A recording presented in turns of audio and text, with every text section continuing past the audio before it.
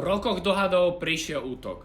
Je obhajiteľný? Jedni hovoria, diplomácia a rokovania sú jediná cesta. Druhí hovoria, ak sa popri rokovaniach eskaluje situácia a porušujú dohody, proces stráca zmysel. A do toho všetkého vstupuje ešte jeden faktor.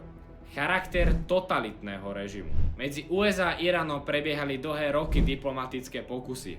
Paralelne však Irán stále pokračoval v eskalácii, čo podľa môjho názoru mení rokovanie na taktiku naťahovania a získavania času. Irán je k tomu dlhodobo známy zo svojho porušovania základných ľudských práv, zabíjania protestujúcich, obmedzovaniu práv žien a ďalších mnohých nehumánnych činov. Podľa dostupných overených informácií sa izraelsko-americké útoky sústreďovali na veliteľské úzly alebo vojenské kapacity, nie na civilné ciele. Zásah stojí na troch podmienkach.